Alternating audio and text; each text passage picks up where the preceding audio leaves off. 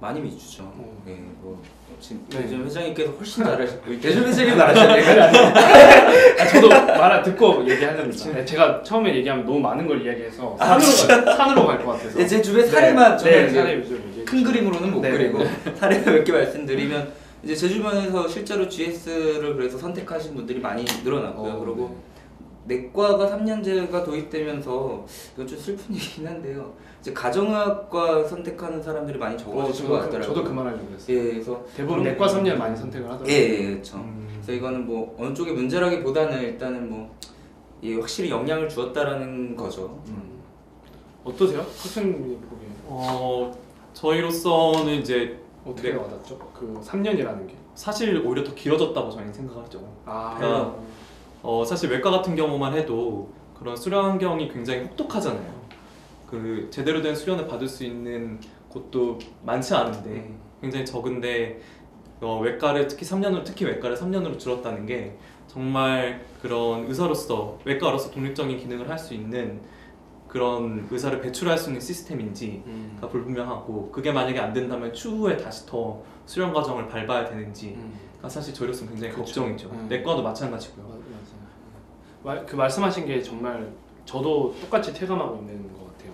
확실히 말했던 것처럼 아까 지원에 대한 우리가 얘기를 했는데 일단 4년이 3년이 되면 당연히 전공생들이 우리 전시현 회장님이 고민하는 부분은 당연히 또 하면서도 그 3년을 선택을 해요. 네. 아까 말했듯이 그 큰 변화가 저도 체감하는 변화가 가정학과를 선택하던 그런 선생님들이 조금 내가 사실은 내과에 대한 열망이 좀 있었는데 내과는 너무 중환자를 다루고 생명을 잃는 환자를 계속 보고 그 수련 과정이 힘들다는 그 마음 하나로 결정적으로 가정학과를 선택하는 경우도 있었어요, 주변에.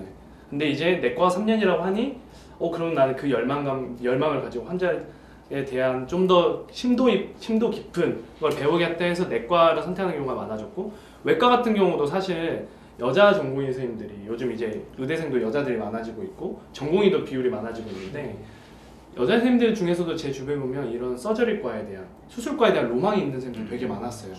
근데 선뜻 선택을 못 하는 거예요. 수술과를 하고 싶은데. 근데 이제 외과가 3년이 되니까 여자 선생님들이 특히 많이 지원을 했어요, 실제로. 그래서 그런 걸, 중요한 거는 그런 변화는 변하지만 말씀하신 게 가장 중요해요. 왜냐면 이 3년제를 그냥 지원율이 떨어져서 혹은 많은 전공의들이 내과에서 외과가 데려오기 위해서 한 제도는 아니라고 생각해요. 아니었을 거예요.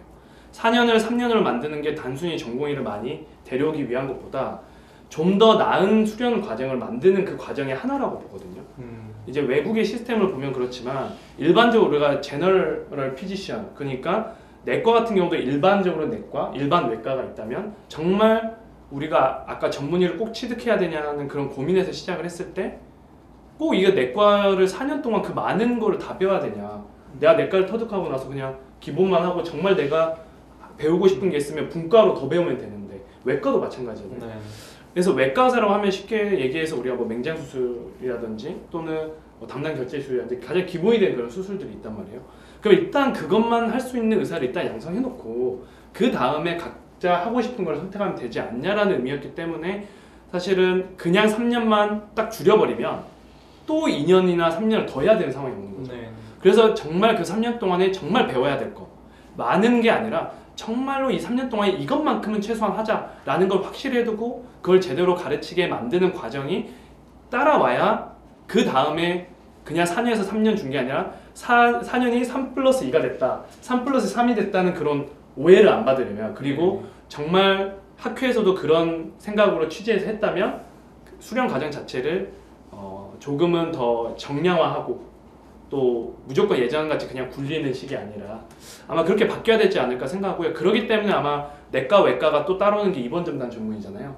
결국에 바로 분과 전문이 안 하더라도 내과, 외과 3년만 하면 입원 전담 전문이 할 수 있다. 어쩌면 그게 다 연관되어 있는 거기 때문에 이 다음에 노력은 3년으로만 끝나는 게 아니라 그걸 어떻게 개편하는지가 결국에는 중요할 것 같습니다. 제 주변에는 일단 뭐 저부터 말씀드리면 일단 제가 그 과도기에 있기 때문에 과도기에 있었던 인턴하고 1년차 때 뭐 100일 당직도 서고 30일 당직도 해보고 별걸 다 해본 사람에서 또 이제 제가 2년차 때 정보입법이 시행이 되고 이제 9년차로 이 로딩이 올라오는 이제 그런 상황에 있잖아요. 그러니까 현장에 있는 사실 전공의들의 불만도 많아요. 이게 정말 우리를 위한 법인가? 물론 이제 저도 그 전공의 한 분 한 분한테 설명하기는 어렵지만 이 법은 결국 우리 후배들을 위한 법입니다.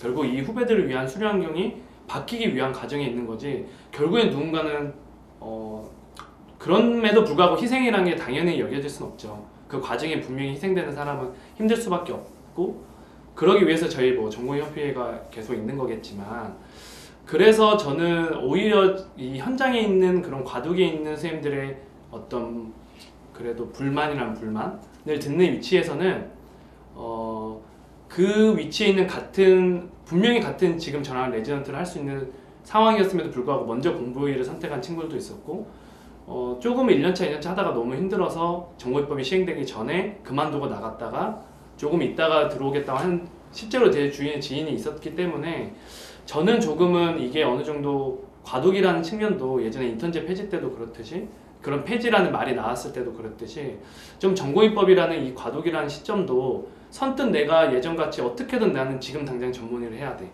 제가 어떤 그 인턴 레지던트를 선택하는 과정에서 인턴에서 레지던트 가는 과정에서도 뭔가 전문의를 바로 취득하지 않으면 혹은 레지던트를 바로 인턴 때 가지 않으면 나고자고 좀 실패자고 좀 빠르게 전문의를 취득하는 게 먼저 당연하게 생각했던 분위기가 많았던 반면에 요즘 제가 느끼는 거는 굳이 전문의를 먼저 따야 되나? 좀 경험하고 좀 미용도 해보고 좀 공지기도 해보고 요양병원에서도 일도 해보고 다양한 경험하고 와서 조금 더 수련 환경이 나아지고 그때 해도 늦지 않지 않을까라는 그런 얘기를 듣다 보니까 어쩌면 이런 것도 하나의 요인일 수도 있겠다는 생각은 했습니다. 뭐 저는 일단 그렇게 느꼈고 혹시 주위에서 뭐 보는 시각은 어떤지도 궁금해요.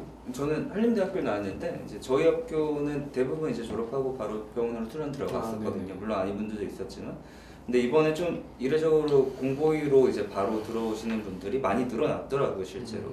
그래서 사실 그 친구들에게 제가 너는 왜 왔니라고 이제 물어보지 않았기 때문에 이제 그런 요인들이 실제 미쳤는지 모르겠지만 만약에 진짜 회장님 말씀대로 그런 요인이 어느 정도 작용을 했다면 또 작용한 걸로 일부 보이기도 하고요. 그럼 진짜 저는 정말 오히려 고무적인 일이라고 생각을 하는 게 사실 의료계 내에서 오늘보다 내일을 기대할 수 있는 공간이 거의 없잖아요. 전공의 수련 환경이 유일한 것 같아요, 정말. 제가 대한전공의협회 회장님께도 또 이전에 많은 도움을 주셨던 선배님들께도 정말 진심으로 다시 감사를 드리게 되고 계속해서 이런 분위기가 이어져서 이제 그런 미래에 대한 신뢰가 더 많아지는 사회가 됐으면 좋겠네요. 어떠세요? 혹시 의대생들 보는 사실 전공의법이 체감이 있을까요? 의대생들한테?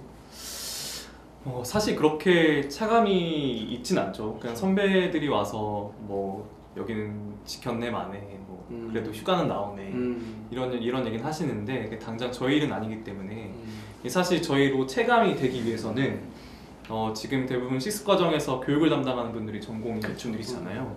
그러니까 제가 뭐 그 개인적으로 페이스북에도 썼지만 지금 미래 전공의를 밟게 될 여러 의대생들한테 그 미래의 진로일 수 있지만 지금 당장의 저희한테는 교육 현장이란 말이죠. 그쵸. 전공의 분들의 삶 맞아요. 자체가 그런 게 점차 개선이 되면은 그 교육 현장에까지 영향을 미칠 수 있지 않을까 기대는 해보면서도 아직까지는 갈 길이 멀다는 것도 느끼고 있죠.